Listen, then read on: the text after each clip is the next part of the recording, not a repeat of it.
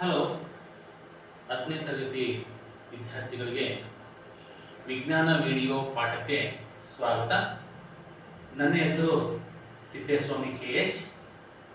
ಶ್ರೀ ತರಳಬಾಳು ಜಗತ್ತು ವಿದ್ಯಾಸಂಸ್ಥೆಯ ಆಶ್ರಯದಲ್ಲಿ ನಡೀತಕ್ಕಂತಹ ಕೆಂಚಾಪುರ ಪ್ರೌಢಶಾಲೆಯಲ್ಲಿ ವಿಜ್ಞಾನ ಶಿಕ್ಷಕನಾಗಿ ಸೇವೆ ಸಲ್ಲಿಸ್ತಾ ಇದ್ದೇನೆ.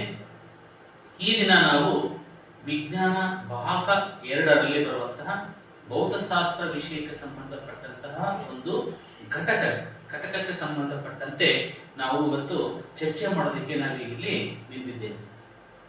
ಇವತ್ತಿನ ಚರ್ಚೆ ಮಾಡುವಂತಹ ಘಟಕ ಯಾವುದಪ್ಪ ಅಂತಂದ್ರೆ ಮಾನವನ ಕಣ್ಣು ಮತ್ತು ವರ್ಣಮಯ ಜಗತ್ತು. ಮಾನವನ ಕಣ್ಣು ಮತ್ತು ವರ್ಣಮಯ ಜಗತ್ತು.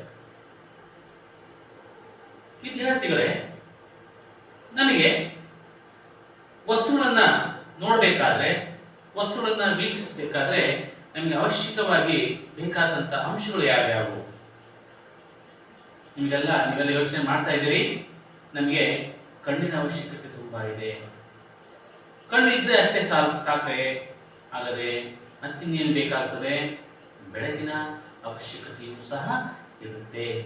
ಹಾಗಾದ್ರೆ ನಾವು ಈ ಘಟಕಕ್ಕೆ ಸಂಬಂಧಪಟ್ಟಂತೆ ನಾವೀಗಾಗಲೇ ಹಿಂದಿನ ಅಧ್ಯಾಯದಲ್ಲಿ ನಾವು ವಿವಿಧ ಮಸೂರಗಳಲ್ಲಿರ್ತಕ್ಕಂಥ ಬೆಳಕಿನ ವಕ್ರೀಭವನ, ಹಾಗೆ ಆ ಒಂದು ಮಸೂರಲ್ಲಿ ಉಂಟಾಗುವಂತಹ ಪ್ರತಿಬಿಂಬದ ಸ್ಥಾನ, ಗಾತ್ರ, ಸ್ವರೂಪಗಳ ಬಗ್ಗೆ ಈಗಾಗಲೇ ನಾವು ಅಧ್ಯಯನ ಮಾಡಿಕೊಂಡು ಬಂದಿದ್ದೇವೆ. ಹಾಗಾದ್ರೆ ಮಾನವನ ಕಣ್ಣಿನ ಬಗ್ಗೆ ಈ ಅಧ್ಯಾಯದಲ್ಲಿ ಯಾಕೆ ಚರ್ಚಿಸಬೇಕಾಗಿದೆ ಅಪ್ಪ ಅಂತಂದ್ರೆ, ಮಾನವನ ಕಣ್ಣಿನಲ್ಲೂ ಕೂಡ ಒಂದು ಮಸೂರ ಇದೆ. ಆ ಮಸೂರ ಹೇಗೆ ಕೆಲಸ ಮಾಡುತ್ತೆ, ವಸ್ತುಗಳನ್ನ ನಾವು ನೋಡೋದಕ್ಕೆ ಆ ಮಸೂರ ನಮಗೆ ಹೇಗೆಲ್ಲ ಸಹಾಯ ಮಾಡುತ್ತೆ ಎನ್ನುವ ವಿಚಾರಗಳ ಬಗ್ಗೆ ನಾವಿವತ್ತು ಅಧ್ಯಯನ ಮಾಡೋದಕ್ಕೆ ಹೊರಟಿದ್ದೀವಿ. ಹಾಗಾದ್ರೆ ಮಾನವನ ಕಣ್ಣು ಈ ವಸ್ತುವಿನ ಅದ್ಭುತವಾಗಿರ್ತಕ್ಕಂಥ ವರ್ಣಮಯವಾದಂತಹ ಜಗತ್ತನ್ನ ನೋಡೋದಕ್ಕೆ ಹೇಗೆಲ್ಲ ಸಹಾಯ ಮಾಡ್ತಾ ಇದೆ? ನಿಮಗೆಲ್ಲ ಗೊತ್ತಿದೆ, ಮಾನವನ ಕಣ್ಣು ಒಂದು ಜ್ಞಾನೇಂದ್ರಿಯ ಅಂದ್ರೆ ಒಂದು ಜ್ಞಾನದ ಅರಿವನ್ನು ಉಂಟು ಮಾಡ್ತಾ ಇದೆ. ಪರಿಸರದಲ್ಲಿ ಅದರಲ್ಲಿರ್ತಕ್ಕಂತಹ ವಸ್ತುಗಳ ಗಾತ್ರ, ಬಣ್ಣ ಮತ್ತೆ ಅವುಗಳ ದೂರ ಅವನ್ನ ನಾವು ನಿಖರವಾಗಿ ತಿಳ್ಕೊಳ್ಬೇಕಾದ್ರೆ, ನಮ್ಮ ಅರಿವಿಗೆ ಬರಬೇಕಾದ್ರೆ ಒಂದು ಅಂಗದ ಅವಶ್ಯಕತೆ ಇದೆ. ಆ ಅಂಗ ಯಾವ್ದಪ್ಪ ಅಂತಂದ್ರೆ ಮಾನವನ ಕಣ್ಣು. ಹಾಗಾದ್ರೆ ಮಾನವನ ಕಣ್ಣು ವಸ್ತುಗಳನ್ನ ನೋಡೋದಕ್ಕೆ ಹೇಗೆಲ್ಲ ಸಹಾಯ ಮಾಡುತ್ತೆ? ಹಾಗಾದ್ರೆ ಮಾನವನ ಕಣ್ಣಿನಲ್ಲಿ ಏನೆಲ್ಲ ಭಾಗಗಳು ಒಂದು ವಸ್ತುವನ್ನ, ಬಣ್ಣವನ್ನ, ಗಾತ್ರವನ್ನ ನೋಡೋದಕ್ಕೆ ಹೇಗೆಲ್ಲ ಸಹಾಯ ಮಾಡಿದೆ ಅಂತಕ್ಕಂಥದ್ದನ್ನ ನಾವು ತಿಳ್ಕೊಳ್ಳೋಣ. ಹಾಗಾದ್ರೆ ಮಾನವನ ಕಣ್ಣಿನ ರಚನೆ ಏನೆಲ್ಲ ಭಾಗಗಳನ್ನ ಒಳಗೊಂಡಿದೆ? ಮಾನವನ ಕಣ್ಣಿನ ನೀಲಛೇದವ ನೋಟವನ್ನ ನಾವು ನೋಡಿದಾಗ ಈ ಒಂದು ಭಾಗಗಳು ಕಂಡು ಬರುತ್ತೆ. ಯಾವ್ಯಾವ ಕಂಡು ಬರ್ತದೆ? ಮುಖ್ಯವಾಗಿ ಬರ್ತಕ್ಕಂಥ ಭಾಗ ಸ್ಫಟಿಕ ಮಸೂರ, ವರ್ಣಪಟಲ, ಕಣ್ಣಿನ ಪಾಪೆ, ಕಾರ್ನಿಯಾ, ಸಿಲಿಯರಿ ಸ್ನಾಯುಗಳು, ರೆಟಿನಾ, ಚಾಕ್ಷುಷ ನರಗಳು ಮತ್ತು ಕಾಚಕಲಸಧಾತು ಮತ್ತೆ ಜಲರಸಧಾತು ಅಂತಕ್ಕಂತಹ ದ್ರವರೂಪದ ವಸ್ತುಗಳನ್ನ ಒಳಗೊಂಡಿದೆ. ಹಾಗಾದ್ರೆ ಈ ಪ್ರತಿಯೊಂದು ಕಣ್ಣಿನ ಭಾಗಗಳ ಕಾರ್ಯಗಳನ್ನು ನಾವು ಅರ್ಥ ಮಾಡಿಕೊಂಡ್ರೆ ಕಣ್ಣು ಹೇಗೆಲ್ಲ ನಮಗೆ ದೃಷ್ಟಿ ಮಾಡೋದಕ್ಕೆ ಸಹಾಯ ಮಾಡುತ್ತೆ ಅಂತಕ್ಕಂಥ ವಿಚಾರ ಅರ್ಥ ಆಗ್ತದೆ. ಮೊದಲು ನಾವು ರೆಟಿನಾದ ಕಾರ್ಯವನ್ನು ತಿಳ್ಕೊಳ್ಳೋಣ. ರೆಟಿನಾ, ಮಾನವನ ಕಣ್ಣಿನಲ್ಲಿ ರೆಟಿನಾ ಒಂದು ಪರದೆಯಾಗಿ ಕೆಲಸ ಮಾಡುತ್ತೆ. ಆ ರೆಟಿನಾ ಏನ್ ಕೆಲಸ ಮಾಡುತ್ತೆ ಅಂತಂದ್ರೆ, ಮಸೂರದಿಂದ ಉಂಟಾಗಿರ್ತಕ್ಕಂಥ ಪ್ರತಿಬಿಂಬವನ್ನ ನಮಗೆ ರೆಟಿನಾ ಅಂದ್ರೆ ಪರದೆಯ ಮೇಲೆ ಮೂಡಿಸೋದಕ್ಕೆ ಸಹಾಯ ಆಗ್ತದೆ. ಹಾಗಾದ್ರೆ ಆ ರೆಟಿನಾ ಪರದೆಯ ಮೇಲೆ ಒಂದು ಪ್ರತಿಬಿಂಬ ನೋಡಬೇಕಾದ್ರೆ ನಮಗೆ ಮುಖ್ಯವಾಗಿ ಬೇಕಾಗಿರ್ತಕ್ಕಂಥದ್ದು ಸ್ಫಟಿಕ ಮಸೂರ. ಈ ಸ್ಫಟಿಕ ಮಸೂರ ಪೀನ ಮಸೂರ ರೀತಿಯಲ್ಲಿ ಕಾರ್ಯವನ್ನ ನಿರ್ವಹಿಸುತ್ತೆ. ಆ ಪೀನ ಮಸೂರದ ಮೂಲಕ ಹಾದುಹೋದಂತಹ ಬೆಳಕಿನ ಕಿರಣಗಳು ಆ ರೆಟಿನಾದ ಮೇಲೆ ಪ್ರತಿಬಿಂಬವನ್ನ ಮೂಡುವಂತೆ ಮಾಡತಕ್ಕಂಥದ್ದು. ಹಾಗಾದ್ರೆ ಕಾರ್ನಿಯ ಕೆಲಸ ಏನ್ ಮಾಡುತ್ತೆ? ಕಾರ್ನಿಯ ಈ ಉಪ್ಪಾಗಿರ್ತಕ್ಕಂಥ ಪಾರದರ್ಶಕವಾಗಿರ್ತಕ್ಕಂಥ ಒಂದು ರಚನೆಯೇ ಕಾರ್ನಿಯ. ಈ ಕಾರ್ನಿಯ ಮೂಲಕ, ಈ ಪಾರದರ್ಶಕವಾಗಿರ್ತಕ್ಕಂಥ ಒಂದು ಪರೆಯ ಮೂಲಕ ಬೆಳಕು ಹಾದು ಹೋಗೋದಕ್ಕೆ ಸಹಾಯ ಆಗುತ್ತೆ. ಈ ಹಾದು ಹೋದಂತಹ ಬೆಳಕು ಐರಿಸ್ ಅಥವಾ ಒಂದು ವರ್ಣಪಟಲದ ಮೂಲಕ ಹಾದು ಹೋಗುತ್ತೆ. ಐರಿಸ್ನ ಕಾರ್ಯ ಏನಾಗುತ್ತೆ, ವರ್ಣಪಟಲದ ಕಾರ್ಯವೇನು, ಬೆಳಕನ್ನ ಆಗುವುದಕ್ಕೆ ಬೇಕಾಗಿರ್ತಕ್ಕಂಥ ಒಂದು ರಂಧ್ರವನ್ನ ಉಂಟು ಮಾಡುತ್ತೆ. ಆ ಒಂದು ವರ್ಣಪಟಲ ಜೊತೆಗೆ ಕಣ್ಣಿನ ಬಣ್ಣಕ್ಕೆ ಕೂಡ ಕಾರಣ ಆಗಿದೆ. ಆ ವರ್ಣಪಟಲಿರ್ತಕ್ಕಂಥ ರಂಧ್ರವನ್ನು ನಾವು ಕಣ್ಣಿನ ಪಾಪೆ ಅಂತ ಕರಿತೀವಿ. ಈ ಕಣ್ಣಿನ ಪಾಪೆ ಏನ್ ಕೆಲಸ ಮಾಡುತ್ತೆ, ಬೆಳಕಿನ ತೀವ್ರತೆಯನ್ನ ಅಥವಾ ಬೆಳಕಿನ ಪ್ರಮಾಣವನ್ನ ನಿಯಂತ್ರಣ ಮಾಡುವಂತ ಕೆಲಸ ಮಾಡುತ್ತೆ. ಬಹುತೇಕ ನೀವೆಲ್ಲ ನೋಡಿರ್ಬೋದು, ಬಹಳ ತೀಕ್ಷ್ಣವಾದಂತಹ ಬೆಳಕನ್ನ ನೋಡುವಾಗ ಕಣ್ಣಿನ ಪಾಪೆ ಕುಗ್ಗುತ್ತೆ. ಬಹಳ ಕಡಿಮೆ ಬೆಳಕಿನಲ್ಲಿ ಕೆಲಸ ಮಾಡುವಾಗ ಅಥವಾ ಕಡಿಮೆ ಬೆಳಕಲ್ಲಿದ್ದಾಗ ಕಣ್ಣಿನ ಪಾಪೆ ಹಿಗ್ಗುತ್ತೆ. ಈ ತರ ಪಾಪೆಯ ರಂಧ್ರ ಹಿಗ್ಗೋದು ಮತ್ತೆ ಕುಗ್ಗುವ ಮೂಲಕ ಬೆಳಕಿನ ಪ್ರಮಾಣವನ್ನ ನಿಯಂತ್ರಣ ಮಾಡುತ್ತೆ. ಅದೇ ರೀತಿ ಸಿಲಿಯನ್ ಸ್ನಾಯು ಏನ್ ಕೆಲಸ ಮಾಡುತ್ತೆ ಅಂತಂದ್ರೆ ಆ ಮಸೂರದ ವಕ್ರತೆಯನ್ನ ಹೆಚ್ಚು ಮಾಡತಕ್ಕಂಥದ್ದು ಮತ್ತೆ ಕಡಿಮೆ ಮಾಡುವಂತ ಕೆಲಸವನ್ನ ಮಾಡುತ್ತೆ. ಹಾಗಾದ್ರೆ ಚಾಕ್ಷುಷ ನರಗಳು ಏನ್ ಕೆಲಸ ಮಾಡುತ್ತೆ ಅಂತಂದ್ರೆ ಮಸೂರದ ಮೂಲಕ ಉಂಟಾದಂತಹ ಪ್ರತಿಬಿಂಬ, ಕಿರಣದಲ್ಲಿ ಮೂಡಿರತಕ್ಕಂಥ ಪ್ರತಿಬಿಂಬ ಬೆಳಕಿನ ಸಹಾಯದಿಂದ ವಿದ್ಯುತ್ ಸಂಕೇತಗಳಾಗಿ ಪರಿವರ್ತನೆ ಆಗುತ್ತೆ. ಆ ವಿದ್ಯುತ್ ಸಂಕೇತಗಳು ಚಾಕ್ಷುಷ ನರಗಳ ಮೂಲಕ ಬೆರಳನ್ನ ತಲುಪಿ ಸ್ಪಷ್ಟವಾಗಿರ್ತಕ್ಕಂಥ ವಸ್ತುವಿನ ಸ್ಥಾನ, ಗಾತ್ರ ಮತ್ತು ಆಕಾರದ ಒಂದು ವಿಚಾರಗಳನ್ನ ನಮಗೆ ಅರಿವಿಗೆ ಮೂಡುವಂತೆ ಮಾಡತಕ್ಕಂಥ ಕೆಲಸವನ್ನ ಮಾಡುತ್ತೆ. ನೋಡಿ, ಚಾಕ್ಷುಷ ನರಗಳು ಈ ಎರಡು ಕಣ್ಣುಗಳಿಂದ ಬಂದಿರತಕ್ಕಂತಹ ಚಾಕ್ಷುಷ ನರಗಳು ನೋಡಿ, ನಮಗೆ ನಾವು ಎರಡು ಕಣ್ಣುಗಳಿಂದ ಹೊಂದಿದ್ರು ಕೂಡ ದೃಷ್ಟಿ ಮಾತ್ರ ಒಂದೇ ಆಗಿರುತ್ತೆ. ಯಾಕಂದ್ರೆ ಆ ಎರಡು ಕಣ್ಣುಗಳ ಮೂಲಕ ಆಗುವಂತಹ ವಿದ್ಯುತ್ ಸಂಕೇತಗಳು ಒಂದೇ ಭಾಗದಲ್ಲಿ ಸೇರಿಬಿಟ್ಟು ಒಂದು ಮೆರುಳಿನ ಸಂಪರ್ಕವನ್ನ ಹೊಂದಿ ಒಂದೇ ರೀತಿಯಾಗಿರ್ತಕ್ಕಂಥ ದೃಷ್ಟಿಯನ್ನ ಉಂಟು ಮಾಡೋದಕ್ಕೆ ಸಾಧ್ಯ ಆಗುತ್ತೆ. ನೆಕ್ಸ್ಟ್ ನಂತರ ನಾವೀಗ ಕಣ್ಣಿನ ಹೊಂದಾಣಿಕೆಯ ಸಾಮರ್ಥ್ಯ ಬಗ್ಗೆ ತಿಳ್ಕೊಳ್ಳೋಣ. ನಮ್ಮ ಕಣ್ಣು ತಾನಾಗೆ ವಸ್ತುಗಳ ದೂರಕ್ಕನುಸಾರವಾಗಿ ಅತಿ ದೂರದಲ್ಲಿರುವಂತಹ ವಸ್ತುಗಳು, ಅತಿ ಹತ್ತಿರದಿರುವಂತಹ ವಸ್ತುಗಳನ್ನ ನಾವು ದೃಷ್ಟಿ ಮಾಡುವಾಗ ಅಥವಾ ವೀಕ್ಷಿಸುವಾಗ ಮಸೂರ ತಾನಾಗಿ ಏನ್ ಮಾಡ್ಕೊಳ್ಳುತ್ತೆ, ತನ್ನ ಮಸೂರದ ಸಂಗಮ ದೂರವನ್ನ ಹೆಚ್ಚು ಮತ್ತೆ ಕಡಿಮೆ ಮಾಡಿಕೊಳ್ಳುವಂತಹ ಒಂದು ಸಾಮರ್ಥ್ಯವನ್ನ ಕಣ್ಣಿನ ಹೊಂದಾಣಿಕೆ ಅಂತ ಕರಿತೀವಿ. ಈ ಕಣ್ಣಿನ ಹೊಂದಾಣಿಕೆಯಲ್ಲಿ ನಾವು ಎರಡು ರೀತಿಯಾಗಿರ್ತಕ್ಕಂಥ ಒಂದು ಕಣ್ಣಿನ ಹೊಂದಾಣಿಕೆಯನ್ನ ಗಮನಿಸ್ತೀವಿ. ಯಾವುದದು ಕಣ್ಣಿನ ಎರಡು ದೂರ? ಕಣ್ಣಿನ ಕನಿಷ್ಠ ದೂರ ಮತ್ತೆ ಕಣ್ಣಿನ ಗರಿಷ್ಠ ದೂರ ಬಿಂದು ಅಂತ ಕರಿತೀವಿ. ಹಾಗಾದ್ರೆ ಒಂದು ವಸ್ತುವನ್ನು ನಾವು ನೋಡುವಾಗ ಅಥವಾ ಓದುವಾಗ ಕಣ್ಣಿಂದ ಆ ವಸ್ತು ಎಷ್ಟು ಕನಿಷ್ಠ ದೂರದಲ್ಲಿರಬೇಕು? ಈಗಾಗಲೇ ನಾವು ಲೆಕ್ಕಾಚಾರ ಮೂಲಕ ನಾವು ಕಂಡುಕೊಂಡಿದ್ದೇವೆ. ಒಂದು ವಸ್ತುವನ್ನು ನಾವು ಸ್ಪಷ್ಟವಾಗಿ ಆರಾಮದಾಯಕವಾಗಿ ಯಾವುದೇ ಆಯಾಸವಿಲ್ಲದೆ ನೋಡ್ಬೇಕಾದ್ರೆ ಆ ವಸ್ತು ನಮ್ಮ ಕಣ್ಣಿನಿಂದ ಕನಿಷ್ಠ 25 ಸೆಂಟಿಮೀಟರ್ ದೂರ ಇರಬೇಕು. ಅದನ್ನು ನಾವು ಕಣ್ಣಿನ ಕನಿಷ್ಠ ದೂರ ಅಂತ ಕರಿತೀವಿ. ಹಾಗಾದ್ರೆ ಕಣ್ಣು ಯಾವುದೇ ವಸ್ತುವನ್ನ ಅತಿ ದೂರ ಇರುವಂತಹ ವಸ್ತುವನ್ನ ನೋಡುವಂತಹ ಸಾಮರ್ಥ್ಯವನ್ನ ಕಣ್ಣಿನ ಗರಿಷ್ಠ ದೂರ ಬಿಂದು ಅಂತ ಕರಿತೀವಿ. ಈಗ ನಾವು ಕಣ್ಣಿನ ಹೊಂದಾಣಿಕೆ ಸಾಮರ್ಥ್ಯದಲ್ಲಿ ಎರಡು ವಿಚಾರವನ್ನು ತಿಳ್ಕೊಂಡ್ವಿ. ಯಾವ್ದಪ್ಪ ಅಂದ್ರೆ ಕಣ್ಣಿನ ಕನಿಷ್ಠ ದೃಷ್ಟಿ ದೂರ ಮತ್ತೆ ಕಣ್ಣಿನ ಗರಿಷ್ಠ ದೂರ ಬಿಂದುಗಳನ್ನ ನಾವು ಅರ್ಥ ಮಾಡ್ಕೊಂಡ್ವಿ. ಹಾಗಾದ್ರೆ ನಾವು ಆರಾಮದಾಯಕವಾಗಿ ಬಹಳ ಯಾವುದೇ ಆಯಾಸವಿಲ್ಲದಂತೆ ಒಂದು ವಸ್ತುವನ್ನ ಸ್ಪಷ್ಟವಾಗಿ ಓದಬೇಕಾದ್ರೆ ಒಂದು ವಸ್ತುವನ್ನ ಕನಿಷ್ಠ 25 ಸೆಂಟಿಮೀಟರ್ ಅಂತರದಲ್ಲಿ ಇಟ್ಕೊಂಡು ನೋಡ್ಬೇಕಾಗ್ತದೆ. ನೆಕ್ಸ್ಟ್ ನಂತರ ಕಣ್ಣಿನ ಹೊಂದಾಣಿಕೆಯ ಸಾಮರ್ಥ್ಯ ಆದ ನಂತರ ಕಣ್ಣಿನ ದೋಷಗಳ ಬಗ್ಗೆ ನಾವು ಸ್ವಲ್ಪ ಗಮನ ಹರಿಸೋಣ. ನಮ್ಮ ಕಣ್ಣಿಗೆ ಮಸೂರತಕ್ಕಂತಹ ಒಂದು ಹೊಂದಾಣಿಕೆ ಆಧಾರದ ಮೇಲೆ ಹಾಗಾದ್ರೆ ಮಸೂರದ ವಕ್ರತೆಯ ಆಧಾರದ ಮೇಲೆ ನಾವು ಕನಿಷ್ಠ 3 ದೃಷ್ಟಿ ದೋಷಗಳನ್ನ ನಾವು ಗಮನ ಹರಿಸಿದ್ದೇವೆ. ಆಮೇಲೆ 3 ಮುಖ್ಯವಾಗಿರ್ತಕ್ಕಂಥ ಕಣ್ಣಿನ ದೋಷಗಳನ್ನು ನಾವು ಗಮನಿಸಬಹುದಾಗಿದೆ. ಆ ಕಣ್ಣಿನ 3 ಮುಖ್ಯ ದೋಷಗಳು ಯಾವಪ್ಪ ಅಂತಂದ್ರೆ ಮಯೋಪಿಯಾ ಅಥವಾ ಸಮೀಪ ದೃಷ್ಟಿ, ಹೈಪರ್ಮೆಟ್ರೋಪಿಯಾ ಅಥವಾ ದೂರದೃಷ್ಟಿ, ಇನ್ನೊಂದು ಯಾವ್ದಪ್ಪ ಅಂದ್ರೆ ಪ್ರೆಸ್ ಬಯೋಪಿಯಾ. ಈ 3 ಕಣ್ಣಿನ ದೃಷ್ಟಿ ದೋಷಗಳಿಗೆ ಕಾರಣಗಳೇನು, ಯಾಕೆ ಆ ಒಂದು ದೋಷಗಳು ಉಂಟಾಗ್ತಾ ಇದೆ, ಹಾಗೆ ಅವರಿಗೆ ಪರಿಹಾರಗಳೇನು ಅನ್ನೋದನ್ನ ತಿಳ್ಕೊಳ್ಳೋಣ. ಮೊದಲನೇದು ಸಮೀಪ ದೃಷ್ಟಿ ಅಥವಾ ಮಯೋಪಿಯಾ. ಹಾಗಂದ್ರೆ ಏನು? ಮೊದಲು ಸಮೀಪ ದೃಷ್ಟಿ ಅಂದ್ರೆ ಈ ದೋಷ ಇರ್ತಕ್ಕಂಥ ವ್ಯಕ್ತಿಗಳಿಗೆ ಯಾವ ಸಮಸ್ಯೆ ಇರುತ್ತೆಪ್ಪ ಅಂದ್ರೆ ಸಮೀಪ ದೃಷ್ಟಿ ಹೆಸರಲ್ಲೇ ಇದೆ. ಸಮೀಪ ಅಂದ್ರೆ ಹತ್ತಿರವಿರತಕ್ಕಂಥ ವಸ್ತುಗಳನ್ನ ಈ ವ್ಯಕ್ತಿ ಚೆನ್ನಾಗಿ ನೋಡೋದಕ್ಕೆ ಸಾಧ್ಯ ಇದೆ. ಹಾಗಾದ್ರೆ ಇವನಿಗೆ ದೂರವಾಗಿರ್ತಕ್ಕಂಥ ದೂರದಲ್ಲಿರುವಂತಹ ವಸ್ತುಗಳನ್ನ ನೋಡೋದಕ್ಕೆ ಸಾಧ್ಯ ಆಗೋದಿಲ್ಲ. ಹತ್ತಿರವಾದಂತಹ ವಸ್ತುಗಳನ್ನ ಬಹಳ ಚೆನ್ನಾಗಿ ನೋಡ್ತಾರೆ, ಆದ್ರೆ ದೂರದಲ್ಲಿರತಕ್ಕಂತಹ ವಸ್ತುಗಳನ್ನ ನೋಡೋದಕ್ಕೆ ಸಾಧ್ಯ ಇಲ್ಲ. ಹಾಗಾದ್ರೆ ನಾವು ಹೀಗೆ ಇದನ್ನ ಅರ್ಥೈಸ್ಕೊಳ್ಬಹುದು. ಕಣ್ಣಿನ ರಚನೆಯ ಮೂಲಕ ಇಲ್ಲಿ ನಾವು ರೇಖಾಚಿತ್ರದ ಮೂಲಕ ತುಂಬಾ ಚೆನ್ನಾಗಿ ಅರ್ಥ ಮಾಡ್ಕೊಳ್ಬಹುದು. ಇದು ಸಾಮಾನ್ಯವಾಗಿರ್ತಕ್ಕಂತಹ ಒಂದು ಕಣ್ಣಿನ ರಚನೆ.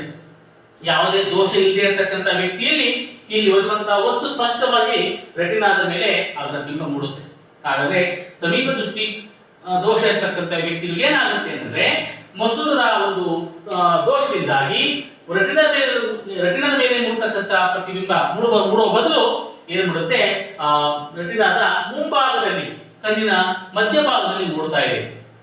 ಹಾಗಾದ್ರೆ ಆ ದೋಷವನ್ನ ಸರಿಪಡಿಸಬೇಕಾದ್ರೆ ನಾವು ನಿಮ್ನ ಮಸೂರವನ್ನ ಉಪಯೋಗಿಸಿಬಿಟ್ಟು ಆ ಒಂದು ಪ್ರತಿಬಿಂಬವನ್ನ ಸ್ಪಷ್ಟವಾಗಿ ರೆಟಿನಾದ ಮೇಲೆ ಮೂಡುವಂತೆ ಮಾಡುವಾಗ ಆ ದೃಷ್ಟಿ ದೋಷಕ್ಕೆ ಪರಿಹಾರವನ್ನ ನಾವು ಕಂಡುಕೊಳ್ಬೇಕಾಗಿದೆ. ಹಾಗಾದ್ರೆ ಸಮೀಪ ದೃಷ್ಟಿಗೆ ಪರಿಹಾರವೇನಪ್ಪಾ ಅಂತಂದ್ರೆ ನಾವು ನಿಮ್ನ ಮಸೂರವನ್ನು ಬಳಕೆ ಮಾಡಿಬಿಟ್ಟು ಅದನ್ನ ಪರಿಹರಿಸಬಹುದಾಗಿದೆ. ಹಾಗಾದ್ರೆ ಸಮೀಪ ದೃಷ್ಟಿ ಇರ್ತಕ್ಕಂಥ ಏನೆಲ್ಲ ಸಮಸ್ಯೆ ಆಗಿರುತ್ತೆ? ಕಣ್ಣಿನ ಮಸೂರದ ವಿಪರೀತ ವಕ್ರತೆ ಉಂಟಾಗಿರುತ್ತೆ. ಮತ್ತೆ ಕಣ್ಣುಗುಡ್ಡೆ ಸಹಜ ಸ್ಥಿತಿಗಿಂತ ಉದ್ದವಾಗಿರುತ್ತೆ. ಹಾಗಾಗಿ ಸಮೀಪ ದೃಷ್ಟಿ ಅಥವಾ ಮಯೋಪಿಯಾ ಅಂತಕ್ಕಂಥ ಒಂದು ದೋಷ ಉಂಟಾಗಿರುತ್ತೆ. ಹಾಗಾದ್ರೆ ಇಂತಹ ದೋಷ ಇರ್ತಕ್ಕಂಥ ವ್ಯಕ್ತಿಗಳು ಏನ್ ಮಾಡ್ಬೋದಪ್ಪ ಅಂದ್ರೆ ನಿಮ್ನ ಮಸೂರವನ್ನ ಹೊಂದಿರತಕ್ಕಂಥ ಕನ್ನಡಕಗಳನ್ನ ಧರಿಸಿ ಆ ಒಂದು ದೋಷವನ್ನ ನಿವಾರಿಸಿಕೊಳ್ಳಬಹುದಾಗಿರ್ತಕ್ಕಂಥದ್ದು. ನೆಕ್ಸ್ಟ್ ಇನ್ನೊಂದು ದೋಷ ಯಾವ್ದಪ್ಪ ಅಂತಂದ್ರೆ ದೂರದೃಷ್ಟಿ ಅಥವಾ ಹೈಪರ್ ಮೆಟ್ರೋಪಿಯಾ. ನಾವು ಈ ದೋಷಗಳ ಅರ್ಥವನ್ನ ನಾವು ಅರ್ಥೈಸ್ಕೊಳ್ಬೇಕಾದಾಗ ಹೆಸರಲ್ಲೇ ತುಂಬಾ ಅರ್ಥಗಳು ನಮಗೆ ಸಿಗ್ತಾ ಇದೆ. ಆ ಅರ್ಥದ ಸಹಾಯದಿಂದ ನಾವು ದೋಷಗಳನ್ನ ವಿವರಿಸಬಹುದಾಗಿರ್ತಕ್ಕಂಥದ್ದು. ದೂರದೃಷ್ಟಿ ದೋಷ ಇರ್ತಕ್ಕಂಥ ವ್ಯಕ್ತಿಗೆ ಏನ್ ಸಮಸ್ಯೆ ಇರುತ್ತಪ್ಪ ಅಂದ್ರೆ ದೂರದೃಷ್ಟಿ ಇರ್ತಕ್ಕಂಥ ವ್ಯಕ್ತಿ ದೂರದ ವಸ್ತುವನ್ನ ಸ್ಪಷ್ಟವಾಗಿ ವೀಕ್ಷಣೆ ಮಾಡೋದು ಸಾಧ್ಯ ಆಗುತ್ತೆ. ಆದ್ರೆ ಅವನಿಗೆ ಹತ್ತಿರದ ವಸ್ತುಗಳನ್ನ ಸ್ಪಷ್ಟವಾಗಿ ನೋಡೋದಕ್ಕೆ ಸಾಧ್ಯ ಆಗೋದಿಲ್ಲ. ಹಾಗಾದ್ರೆ ಆ ರೇಖಾಚಿತ್ರದ ಮೂಲಕ ನಾವು ತಿಳ್ಕೊಳ್ಳೋದಾದ್ರೆ ಈ ಒಂದು ದೋಷ ಇರ್ತಕ್ಕಂಥ ವ್ಯಕ್ತಿಗಳಿಗೆ ಏನಾಗುತ್ತಪ್ಪ ಅಂದ್ರೆ ಪ್ರತಿಬಿಂಬ ರೆಟಿನಾದ ಹಿಂಭಾಗದಲ್ಲಿ ಮೂಡ್ತಾ ಇರುತ್ತೆ. ಹಾಗಾಗಿ ಅವನಿಗೆ ಸ್ಪಷ್ಟವಾಗಿರ್ತಕ್ಕಂಥ ಒಂದು ದೃಷ್ಟಿಯ ಅರಿವು ಉಂಟಾಗ್ತಿರೋದಿಲ್ಲ. ಹಾಗಾದ್ರೆ ಆ ಒಂದು ದೋಷವನ್ನು ನಿವಾರಿಸಬೇಕಾದ್ರೆ ನಾವು ಪೀನ ಮಸೂರವನ್ನು ಉಪಯೋಗಿಸಿಬಿಟ್ಟು ಸ್ಪಷ್ಟವಾಗಿ ಆ ಮಸೂರವನ್ನು ಆ ಒಂದು ಪ್ರತಿಬಿಂಬವನ್ನ ರೆಟಿನಾದ ಮೇಲೆ ಮೂಡುವಂತೆ ಮಾಡಬಹುದಾಗಿರ್ತಕ್ಕಂಥದ್ದು. ಹಾಗಾದ್ರೆ ಈ ದೋಷ ಇರ್ತಕ್ಕಂಥ ವ್ಯಕ್ತಿಗೆ ಏನೆಲ್ಲ ಸಮಸ್ಯೆ ಆಗಿರುತ್ತೆ, ಏನು ದೋಷ ಉಂಟಾಗಿರುತ್ತೆ? ಈ ದೋಷ ಉಂಟಾಗಲು ಕಾರಣಗಳೇನಪ್ಪಾ ಅಂತಂದ್ರೆ ಕಣ್ಣಿನ ಮಸೂರದ ಸಂಗಮ ದೂರವು ಉದ್ದವಾಗಿರುತ್ತದೆ. ಅಂದ್ರೆ ಕಣ್ಣುಗುಡ್ಡೆ ಅತಿ ಚಿಕ್ಕದಾಗಿರುತ್ತೆ.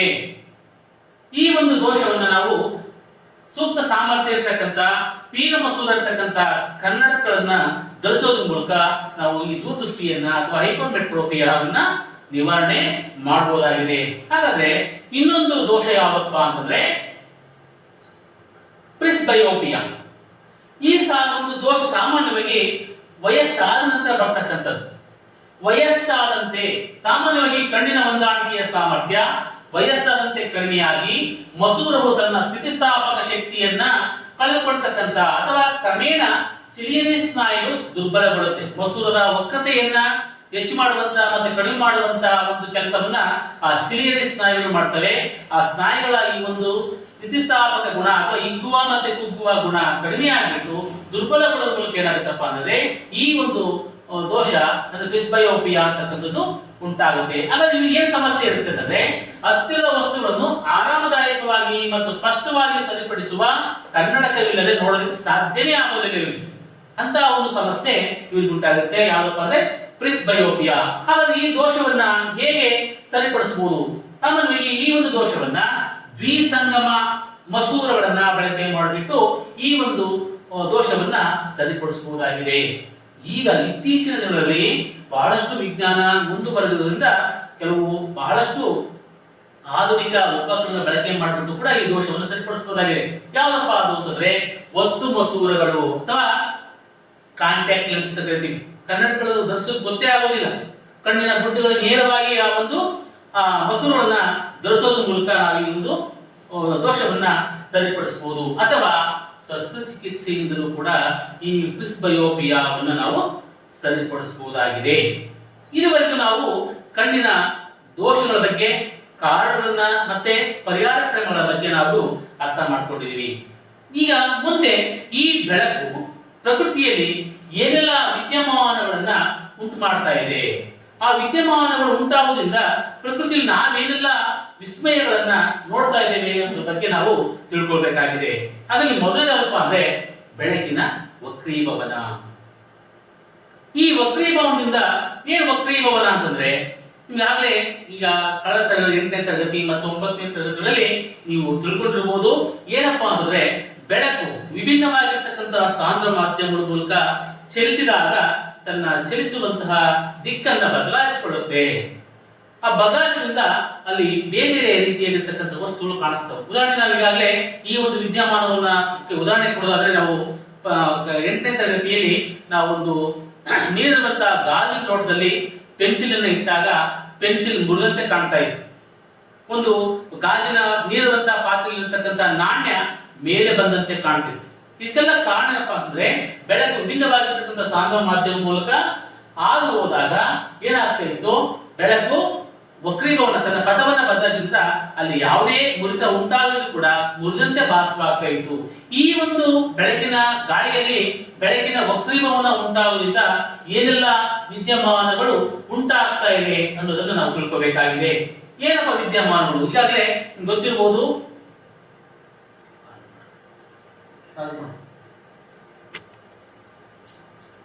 ಈಗ ನಾವು ಬೆಳಕು ಈ ಒಂದು ಪ್ರಕೃತಿಯಲ್ಲಿ ಏನೆಲ್ಲ ವಿದ್ಯಮಾನಗಳನ್ನ ಉಂಟು ಮಾಡ್ತಾ ಇದೆ, ನಾವೇನೆಲ್ಲ ಗಮನಿಸ್ತಾ ಇದ್ದೀವಿ, ನಾವೇನೆಲ್ಲ ನೋಡ್ತಾ ಇದ್ದೀವಿ ಅನ್ನೋದನ್ನ ನಾವು ತಿಳ್ಕೊಳ್ಳೋಣ. ಬೆಳಕಿನ ಈಗ ಒಂದು ಅಧ್ಯಾಯದಲ್ಲಿ ಬೆಳಕಿನ 3 ವಿದ್ಯಮಾನ ಬಗ್ಗೆ ನಾವು ತಿಳ್ಕೊಳ್ತಾ ಇದ್ದೀವಿ. ಯಾವ್ದಪ್ಪ ಅದು? ಬೆಳಕಿನ ವರ್ಣ ವಿಭಜನೆ, ಬೆಳಕಿನ ವಕ್ರೀಭವನ ಮತ್ತು ಬೆಳಕಿನ ಚದುರುವಿಕೆ. ಮೊದಲನೇದು ಬೆಳಕಿನ ವರ್ಣ ವಿಭಜನೆ. ಏನು ಬೆಳಕಿನ ವರ್ಣ ವಿಭಜನೆ ಅಂತಂದ್ರೆ, ಸಾಮಾನ್ಯವಾಗಿ ಈ ಬೆಳಕಿನ ವರ್ಣ ವಿಭಜನೆಯನ್ನ ನಾವು ಮಾಡೋದಕ್ಕೆ ನಾವು ಗಾಜಿನ ಪಟ್ಟಕವನ್ನು ತೆಗೆದುಕೊಳ್ತೀವಿ. ತ್ರಿಭುಜಾಕಾರದ ಗಾಜಿನ ಪಟ್ಟಕ ಮೂಲಕ ಬಿಳಿಯ ಬಣ್ಣವನ್ನ ಹಾದು ಹೋಗುವಂತೆ ಮಾಡಿದಾಗ ಏನಾಗುತ್ತಪ್ಪ ಅಂದ್ರೆ, ಒಂದು ಬಿಳಿಯ ಬೆಳಕು ಸೂರ್ಯನ ಬೆಳಕಿನ ಕಿರಣವನ್ನ ಪಟ್ಟಕದ ಮೂಲಕ ಹಾದು ಹೋಗುವಂತೆ ಮಾಡಿದಾಗ ಅದರಲ್ಲಿ ಇರುವಂತಹ ಘಟಕ ಬಣ್ಣಗಳು ವಿಭಜನೆಯಾಗುವಂತಹ ಒಂದು ವಿದ್ಯಮಾನವನ್ನ ಬೆಳಕಿನ ವರ್ಣ ವಿಭಜನೆ ಅಂತ ಕರೀತೀವಿ. ಆ ಬೆಳಕಿನ ವರ್ಣ ವಿಭಜನೆಯಲ್ಲಿ ಬರ್ತಕ್ಕಂಥ ಬೆಳಕಿನ ಘಟಕಗಳ ಸಮಗ್ರ ಗುಂಪಿಗೆ ಬೆಳಕಿನ ರೋಹಿತ ಅಂತ ಕರಿತೀವಿ. ಸಾಮಾನ್ಯವಾಗಿ ಬೆಳಕಿನ ರೋಹಿತದಲ್ಲಿ ಬರುವಂತಹ 7 ಬಣ್ಣಗಳ ಬಗ್ಗೆ ನಿಮ್ಗೆ ಆಗಲೇ ಗೊತ್ತಿದೆ. ಇಬ್ಬಯ ಆ 7 ಬಣ್ಣಗಳಲ್ಲಿ ಕಡಿಮೆ ಬಾಗುವಂತಹ ಬಣ್ಣ ಯಾವುದಪ್ಪ ಅಂದ್ರೆ ಕೆಂಪು ಬಣ್ಣ ಬಹಳ ಕಡಿಮೆ ಪ್ರಮಾಣದಲ್ಲಿ ಕಡಿಮೆ ಕೋನದಲ್ಲಿ ಬಾಗುತ್ತೆ. ಅತಿ ಹೆಚ್ಚು ಬಾಗುವಂತಹ ಬೆಳಕಿನ ಕಿರಣ ಯಾವುದಪ್ಪ ಅಂದ್ರೆ ನೇರಳೆ ಬಣ್ಣದ ಕಿರಣ ಹೆಚ್ಚು ಬಾಗುತ್ತೆ. ಈ ತರ ಈ ಒಂದು ಬೆಳಕಿನ ರೋಹಿತ ಉಂಟಾಗ್ತಕ್ಕಂಥದ್ದು ಈ ಒಂದು ವಿದ್ಯಮಾನವನ್ನ ಬೆಳಕಿನ ವರ್ಣ ವಿಭಜನೆ ಅಂತ ಕರೀತೀವಿ. ಈ ಒಂದು ವಿಭಜನೆಯ ಒಂದು ಪ್ರಯೋಗವನ್ನ ಸರ್ ಐಸಾಕ್ ನ್ಯೂಟನ್ ರವರು ಈ ಒಂದು ಪ್ರಯೋಗವನ್ನ ಮಾಡ್ತಾರೆ. ಏನ್ ಮಾಡ್ತಾರೆ? ಬಿಳಿ ಬಣ್ಣದ ರೋಹಿತದ ಪುನರ್ ಸಂಯೋಜನೆ. ಈ ಒಂದು ಪ್ರಯೋಗವನ್ನು ಮಾಡುವಾಗ ನಮ್ಗೆಲ್ಲರಿಗೂ ತುಂಬಾ ಆಶ್ಚರ್ಯ ಆಗುತ್ತೆ. ಒಂದು ಯಾವುದೇ ಬಣ್ಣವಿಲ್ಲದಂತಹ ಬೆಳಕನ್ನ ಪಟ್ಟಕದ ಮೂಲಕ ಹಾದು ಹೋಗುವಂತೆ ಮಾಡಿದಾಗ 7 ಘಟಕ ಬಣ್ಣಗಳಾಗಿ ವಿಭಜನೆ ಆಗುತ್ತೆ ಅಂತ. ಬಹುಶಃ ಕೆಲವು ವಿದ್ಯಾರ್ಥಿಗಳಿಗೆ ಒಂದು ಪ್ರಶ್ನೆ ಕೂಡ ಕಾಡ್ತಾ ಇರಬಹುದು, ಏನಪ್ಪಾ ಆ ಪಟ್ಟಕದಲ್ಲಿ ಯಾವ್ದಾದ್ರು ಬಣ್ಣವನ್ನ ಉಂಟು ಮಾಡುವಂತಹ ವಸ್ತು ಇದ್ರೆ? ಹಾಗಾದ್ರೆ ಈ ಒಂದು ಪ್ರಯೋಗಕ್ಕೆ ಒಂದು ಉತ್ತರವನ್ನ ಕೊಡುವಂತಹ ರೀತಿಯಲ್ಲಿ ಸರ್ ಐಸಾಕ್ ನ್ಯೂಟನ್ ರವರು ಏನ್ ಮಾಡ್ತಾರೆ? 2 ಪಟ್ಟಕಗಳನ್ನ ತೆಗೆದುಕೊಳ್ತಾರೆ. ಆ 2 ಪಟ್ಟಕಗಳನ್ನು ತೆಗೆದುಕೊಂಡು ಒಂದು ಪಟ್ಟಕವನ್ನ ನೇರವಾಗಿ ಇನ್ನೊಂದು ಪಟ್ಟಕವನ್ನ ತಲೆಕೆಳಗಾಗಿ ಇರಿಸ್ತಾರೆ. ಒಂದು ಪಟ್ಟಕದ ಮೂಲಕ ಹಾದು ಹೋಗುವಂತಹ ಬೆಳಕಿನ 7 ಬಣ್ಣಗಳಾಗಿ ವಿಭಜನೆ ಆಗುತ್ತೆ. ಆ 7 ಬಣ್ಣಗಳನ್ನ ಮತ್ತೆ ಇನ್ನೊಂದು ತಲೆಕೆಳಗಾಗಿರ್ತಕ್ಕಂಥ ಪಟ್ಟಕದ ಮೂಲಕ ಹಾದು ಹೋಗುವಂತೆ ಮಾಡಿದಾಗ ಆ 7 ಬಣ್ಣಗಳು ಸಮಗ್ರವಾಗಿ ಸೇರಿ ಒಂದೇ ಬೆಳಕಿನ ಕಿರಣ ಹೊರಬರುವುದನ್ನ ಗಮನಿಸ್ತಾರೆ. ಆಗ ಈ ಒಂದು ಪ್ರಶ್ನೆಗೆ ಉತ್ತರ ಸಿಕ್ಕ ಆಗುತ್ತೆ. ಏನಪ್ಪಾ ಅಂತಂದ್ರೆ ಈ ಒಂದು ಪಟ್ಟಕದಲ್ಲಿ ಯಾವುದೇ ಬಣ್ಣವನ್ನು ಉಂಟು ಮಾಡುವಂತಹ ವಸ್ತುವಿಲ್ಲ. ಆ ಒಂದು ಬೆಳಕು ಆ ಪಟ್ಟಕದ ಮೂಲಕ ಹಾದು ಹೋದಾಗ ಬೆಳಕಿನ ಕಿರಣಗಳು ವಕ್ರೀಭವನ ಹೊಂದ್ಬಿಟ್ಟು ವಿವಿಧ ಕೋನಗಳಲ್ಲಿ ಅವು ಬಾಗಿ ಆಚೆ ಬಂದು ಅಂತಕ್ಕಂಥ ವಿಚಾರ ನಮಗೆ ಈ ಒಂದು ಪ್ರಯೋಗದ ಮೂಲಕ ಗೊತ್ತಾಗುತ್ತದೆ. ಈ ಬೆಳಕಿನ ವರ್ಣ ವಿಭಜನೆ ವಿದ್ಯಮಾನವನ್ನು ನಾವು ಎಲ್ಲರೂ ನಿತ್ಯ ಅಥವಾ ಬಹಳಷ್ಟು ಸಮಯದಲ್ಲಿ ಪ್ರಕೃತಿಯಲ್ಲಿ ಅನೇಕ ಬಾರಿ ಗಮನಿಸಿದ್ದೇವೆ. ಯಾವುದಪ್ಪ ವಿದ್ಯಮಾನ ಅಂತಂದ್ರೆ, ಸಾಮಾನ್ಯವಾಗಿ ಈ ಒಂದು ಮಳೆಗಾಲದಲ್ಲಿ ಸೂರ್ಯನ ಬೆಳಕಿನ ಸಮಯದಲ್ಲಿ ಮಳೆ ಬರುವಾಗ ಆಕಾಶದಲ್ಲಿ ಒಂದು ವಿಸ್ಮಯಕಾರಿಯಾಗಿರ್ತಕ್ಕಂತಹ ಒಂದು ಕಾಮನ ಬಿಲ್ಲು ಮೂಡ್ತಾ ಇದೆ. ಆ ಕಾಮನೆ ಬಿಲ್ಲು ಮೂಡೋದಕ್ಕೆ ಕಾರಣವಾಗಿರ್ತಕ್ಕಂಥ ಬೆಳಕಿನ ವಿದ್ಯಮಾನ ಯಾವುದಪ್ಪ ಅಂದ್ರೆ ಆ ಒಂದು ಬೆಳಕಿನ ವರ್ಣ ವಿಭಜನೆ. ಹಾಗಾದ್ರೆ ಕಾಮನೆ ಬಿಲ್ಲು ಹೇಗೆ ಮೂಡುತ್ತೆ? ಸಾಮಾನ್ಯವಾಗಿ ಕಾಮನೆ ಬಿಲ್ಲು ಸೂರ್ಯನ ದಿಕ್ಕಿಗೆ ಅಭಿಮುಖವಾಗಿ, ಸೂರ್ಯನಿಗೆ ವಿರುದ್ಧವಾದಂತಹ ದಿಕ್ಕಿನಲ್ಲಿ ಈ ಕಾಮನ ಬಿಲ್ಲು ಮೂಡುತ್ತೆ. ಹೇಗೆ ಮೂಡುತ್ತೆ ಈ ಕಾಮನ ಬಿಲ್ಲು? ಸಾಮಾನ್ಯವಾಗಿ ಸೂರ್ಯನ ಬೆಳಕು, ಪ್ರಕಾಶಮಾನವಾದ ಬೆಳಕಿದ್ದಾಗ ಮಳೆಯ ಹನಿಗಳ ಮೂಲಕ ಈ ಸೂರ್ಯನ ಬೆಳಕಿನ ಕಿರಣಗಳು ಹಾದು ಹೋಗಿ, ಹಾಗಾದ್ರೆ ಅಲ್ಲಿ ಪ್ರತಿಯೊಂದು ಮಳೆಯ ಹನಿಗಳು ಪಟ್ಟಕದಂತೆ ವರ್ತಿಸ್ತವೆ. ಆ ಪಟ್ಟಕದ ಮೂಲಕ ಹಾದು ಹೋಗುತ್ತಾ ಬೆಳಕು ಆ ಆಕಾಶದಲ್ಲಿ 7 ಬಣ್ಣಗಳಾಗಿ ಅಲ್ಲಿ ಚದುರಿಕೆ ಉಂಟಾಗ್ಬಿಟ್ಟು ಏನಾಗುತ್ತೆ, ಅಲ್ಲಿ ವಿಪ್ರಯ ಉಂಟಾಗ್ತದೆ. ಇದು ಬೆಳಕಿನ ವರ್ಣ ವಿಭಜನೆ ಅಂದ್ರೇನು?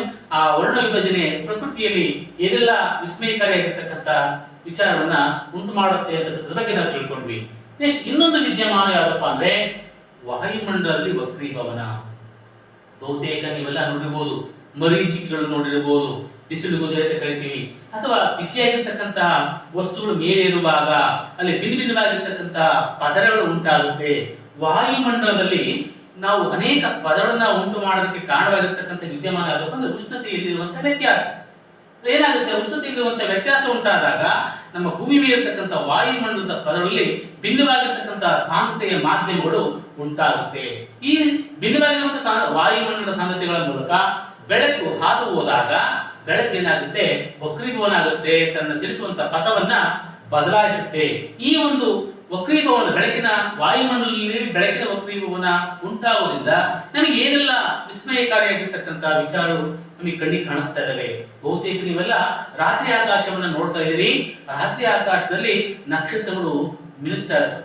ಆ ನಕ್ಷತ್ರಗಳು ಆ ತರ ಮಿನುಗೋದಕ್ಕೆ ಕಾರಣವಾಗಿರ್ತಕ್ಕಂಥ ವಿದ್ಯಮಾನ ಯಾವುದಪ್ಪ ಅಂದ್ರೆ ವಾಯುಮಂಡಲದಲ್ಲಿ ಆಗ್ತಕ್ಕಂಥ ಬೆಳಕಿನ ವಕ್ರೀಭವನ. ಆ ಒಂದು ನಕ್ಷತ್ರಗಳ ಮೂಲಕ ಹಾದು ಹೋದಂತ ಬೆಳಕು, ಅಲ್ಲಿಂದ ಬಹುದೂರದಲ್ಲಿರ್ತಕ್ಕಂಥ ನಕ್ಷತ್ರಗಳಿಂದ ಹಾದು ಬರುವಂತಹ ಬೆಳಕು ಗಾಳಿಯ ವಿವಿಧ ಮಾಧ್ಯಮಗಳ ಮೂಲಕ, ವಿಭಿನ್ನವಾಗಿರ್ತಕ್ಕಂಥ ಸಾಂದ್ರತೆಯ ಮಾಧ್ಯಮದ ಮೂಲಕ ಹಾದು ಹೋದಾಗ ಆ ಬೆಳಕು ತನ್ನ ಚಲಿಸುವಂತ ಪಥವನ್ನು ಬದಲಿಸುವ ಮೂಲಕ ನಮ್ಗೆ ಏನ್ ಕಾಣಿಸುತ್ತಪ್ಪ ಅಂತಂದ್ರೆ ಆ ನಕ್ಷತ್ರಗಳ ಮಿನುಗುವಿಕೆ ಅಂತಕ್ಕಂಥ ವಿದ್ಯಮಾನ ನಮಗೆ ಗೋಚರ ಆಗ್ತದೆ. ಅದೇ ರೀತಿ ನಕ್ಷತ್ರಗಳ ನೈಜ ಸ್ಥಾನ, ನಾವು ಒಂದು ನಕ್ಷತ್ರವನ್ನ ನೋಡುವಾಗ ನಮ್ಮ ಕಣ್ಣಿಗೆ ನೇರಕ್ಕೆ ಕಾಣತಕ್ಕಂತ ಒಂದು ನಕ್ಷತ್ರದ ನಿಜವಾದ ಸ್ಥಾನ ತೋರಿಕೆಯಲ್ಲಿ ವ್ಯತ್ಯಾಸ ಆಗುತ್ತೆ. ಯಾಕಂಗಾಗುತ್ತೆ ಅಂದ್ರೆ ಗಾಳಿ ಮೂಲಕ ಹಾದು ಹೋದಂತ ಬೆಳಕು ವಕ್ರೀಭವನವನ್ನ ಉಂಟು ಮಾಡೋದ್ರಿಂದ ನಾವು ನೋಡುವಂತ ಸ್ಥಾನಕ್ಕಿಂತ ಭಿನ್ನವಾದಂತಹ ಸ್ಥಾನದಲ್ಲಿ ಆ ನಕ್ಷತ್ರ ತನ್ನ ಸ್ಥಾನವನ್ನ ಇಟ್ಕೊಂಡಿರುತ್ತೆ. ಈ ಒಂದು ವಿದ್ಯಮಾನಕ್ಕೆ ಕೂಡ ಕಾರಣವಾಗಿರ್ತಕ್ಕಂಥ ಒಂದು ಬೆಳಕಿನ ವಿದ್ಯಮಾನ ಯಾವ್ದಪ್ಪ ಅಂತಂದ್ರೆ ಬೆಳಕಿನ ಗಾಳಿಯಲ್ಲಿ ಬೆಳಕಿನ ವಕ್ರೀಭವನ. ಈ ನಕ್ಷತ್ರಗಳ ಮಿನುಗುವಿಕೆ ಮತ್ತೆ ನಕ್ಷತ್ರಗಳ ಒಂದು ಗೋಚರ ಸ್ಥಾನಗಳಲ್ಲಿ ವ್ಯತ್ಯಾಸ ಕಾಣ್ತಾ ಇರೋದಕ್ಕೆ ಕಾರಣವಾಗಿರುವಂತ ವಿದ್ಯಮಾನ ಯಾವ್ದಪ್ಪ ಅಂತಂದ್ರೆ ನಕ್ಷತ್ರಗಳ ಮಿನುಗುವಿಕೆ. ಮುಂದೆ ನಾವು ಓದ್ತಕ್ಕಂಥ ವಿಚಾರ ಯಾವ್ದಪ್ಪ ಅಂತಂದ್ರೆ ಬೆಳಕಿನ ಚದುರುವಿಕೆ. ಯಾವ್ದಪ್ಪ ವಿದ್ಯಮಾನ? ಬೆಳಕಿನ ಚದುರುವಿಕೆ. ಈ ಬೆಳಕಿನ ಚದುರುವಿಕೆ ನೀವೆಲ್ಲ ಒಂದು ಪರಿಣಾಮವನ್ನ 9ನೇ ತರಗತಿಯಲ್ಲಿ ಓದಿದ್ರಿ, ಟಿಂಡಾಲ್ ಪರಿಣಾಮ ಅಂತ.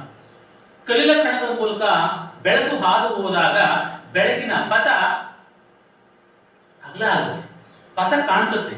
ಬಹುತೇಕ ನೀವೆಲ್ಲ ಕೆಲವು ಅರಣ್ಯ ಪ್ರದೇಶಗಳಲ್ಲಿ ಮತ್ತೆ ಕೆಲವು ರಂಧ್ರ ಇರ್ತಕ್ಕಂಥ ಮೇಲ್ಛಾವಣಿ ಇರ್ತಕ್ಕಂಥ ಮನೆಗಳಲ್ಲಿ ನಿಮ್ಮ ಬೆಳಕಿನ ಕಿರಣಗಳು ನಿಮ್ಮ ಮನೆ ಒಳಗಡೆ ಬರ್ತಕ್ಕಂಥದ್ದು, ಮತ್ತೆ ಕಾಡಿನಲ್ಲಿ ಆ ಒಂದು ಮರಗಳಲ್ಲಿ ಬರ್ತಕ್ಕಂಥ ರಂಧ್ರಗಳ ಮೂಲಕ ಹಾದು ಹೋದಂತಹ ಬೆಳಕಿನ ಕಿರಣ ನೀವೆಲ್ಲ ಗೋಚರ ನೋಡಿರ್ಬೋದು.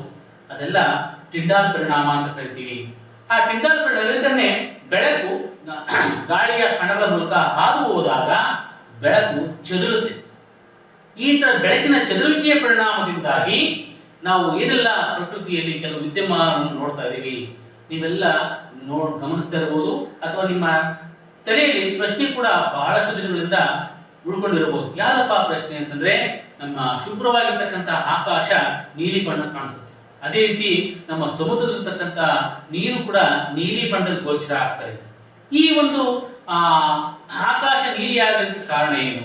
ಅದೇ ರೀತಿ ಸಮುದ್ರದ ನೀರು ನೀಲಿ ಆಗೋದಕ್ಕೆ ಕಾರಣವೇನು ಅಂತ ನಾವು ಯೋಚನೆ ಮಾಡಿದ್ದೆ ಆದ್ರೆ ಅಲ್ಲಿ ಏನಾಗ್ತದಪ್ಪ ಅಂದ್ರೆ ಈ ಒಂದು ಗಾಳಿಯಲ್ಲಿ ಗಾಳಿಯ ಕಣಗಳ ಮೂಲಕ ಹಾದು ಹೋದಂತ ಬೆಳಕು ಚದುರುವಿಕೆ ಉಂಟಾಗಿ ಏನಾಗುತ್ತಪ್ಪ ಅಂದ್ರೆ ಅಲ್ಲಿ ಆಕಾಶದಲ್ಲಿ ನೀಲಿ ಬಣ್ಣ ಹೆಚ್ಚು ಚದುರುವಿಕೆ ಆಗುತ್ತೆ.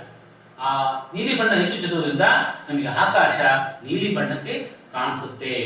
ಅದೇ ರೀತಿ ನಾವು ನಿತ್ಯ ಗಮನಿಸ್ತಾ ಇರ್ಬೋದು, ಸೂರ್ಯೋದಯ ಆಗುವಾಗ ಮತ್ತೆ ಸೂರ್ಯಾಸ್ತ ಆಗುವಾಗ ಸೂರ್ಯ ಇರುವಂತಹ ಪ್ರದೇಶ ಕೆಂಪು ಬಣ್ಣಕ್ಕೆ ಕಾಣಿಸುತ್ತೆ. ಅದಕ್ಕೆ ಕೂಡ ಕಾರಣ ಯಾವ್ದಪ್ಪ ಅಂತಂದ್ರೆ ಈ ಒಂದು ಗಾಳಿಯಲ್ಲಿ ಬೆಳಕಿನ ಚದುರುವಿಕೆಯಿಂದಾಗಿ ಅಲ್ಲಿ ಕೆಂಪು ಬಣ್ಣ ಹೆಚ್ಚು ಚದುರುತ್ತೆ. ಹಾಗಾಗಿ ನಮಗೆ ಸೂರ್ಯಾಸ್ತದ ವೇಳೆ ಹಾಗೆ ಸೂರ್ಯೋದಯದ ವೇಳೆ ನಮಗೆ ಆ ಪ್ರದೇಶ ಕೆಂಪು ಬಣ್ಣಕ್ಕೆ ಕಾಣಿಸುತ್ತೆ. ಹಾಗಾಗಿ ನಾವು ಆ ಒಂದು ಸಮಯದಲ್ಲಿ ಕೆಂಪು ಬಣ್ಣವನ್ನ ನಾವು ನೋಡೋದಕ್ಕೆ ಸಾಧ್ಯ ಆಗುತ್ತೆ. ನಂತರ ನೀವೆಲ್ಲ ನೋಡಿರ್ಬೋದು, ಬೆಳಕಿನ ಚದುರುವಿಕೆ ನೋಡಿ, ಇಲ್ಲೆಲ್ಲ ನೋಡ್ತಾ ಇದೀವಿ. ಈ ಅರಣ್ಯ ಪ್ರದೇಶಗಳಲ್ಲಿ ಬೆಳಕಿನ ಒಂದು ಚದುರುವಿಕೆ, ಇದನ್ನ ನಾವು ಟಿಂಡಾಲ್ ಪರಿಣಾಮ ಅಂತ ಕರಿತೀವಿ. ಕಲ್ಲಿನ ಕಣಗಳ ಮೂಲಕ ಬೆಳಕು ಹಾದು ಹೋದಾಗ ಬೆಳಕಿನ ಪಥ ಅದು ಏನಾಗುತ್ತೆ, ವಿಸ್ತಾರ ಆಗುತ್ತೆ. ಆ ವಿಸ್ತಾರ ಆಗುವಂತಹ ಒಂದು ಈ ಪರಿಣಾಮವನ್ನ ನಾವೇಂತ ಕರಿತೀವಿ, ನಾವು ಟಿಂಡಾಲ್ ಪರಿಣಾಮ ಅಂತ ಕರಿತೀವಿ. ಈ ಟಿಂಡಾಲ್ ಪರಿಣಾಮಕ್ಕೆ ಮುಖ್ಯವಾದಂತಹ ಕಾರಣ ಬೆಳಕಿನ ಚದುರುವಿಕೆ ಅಂತ ಕರಿತೀವಿ. ಆಮೇಲೆ ನಿಮ್ಗೆಲ್ಲ ಗೊತ್ತಿರ್ಬೋದು, ಇದೆಲ್ಲ ಟಿಂಡಾಲ್ ಪರಿಣಾಮಕ್ಕೆ ಪ್ರಯೋಗಗಳು. ಶುಭ್ರ ಆಕಾಶ ಬಣ್ಣ ಯಾಕೆ ನೀಲಿ ಆಗಿರುತ್ತೆ ಅಂತಕ್ಕಂಥದ್ದಕ್ಕೆ ಈಗಾಗಲೇ ನಾನು ವಿಚಾರವನ್ನ ಹೇಳಿದ್ದೇವೆ.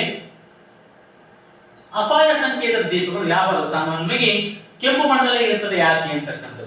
ಸಾಮಾನ್ಯವಾಗಿ ವಾಹನಗಳ ಹಿನ್ನೋಟ ಮತ್ತೆ ಟ್ರಾಫಿಕ್ ವಿದ್ಯುತ್ ದೀಪಗಳಲ್ಲಿ ಕೆಂಪು ಬಣ್ಣವನ್ನು ಹೆಚ್ಚಾಗಿ ಬಳಕೆ ಮಾಡೋದಾಗಪ್ಪ ಅಂದ್ರೆ ಈ ಕೆಂಪು ಬಣ್ಣ ಈ ಒಂದು ವಾಯುಮಂಡಲದಲ್ಲಿ ಹೆಚ್ಚು ಚದುರುವುದಿಲ್ಲ ಅಂತ, ಬಹುದೂರದವರೆಗೆ ಸಾಗುವಂತಹ ಒಂದು ಬಣ್ಣ ಆಗಿದ್ದರಿಂದ ಅದು ಎಷ್ಟೇ ದೂರದಲ್ಲಿದ್ರೂ ಕೂಡ ನಮಗೆ ಆ ಬಣ್ಣ ನಿಖರವಾಗಿ ಗೋಚರ ಆಗುತ್ತಂತೆ.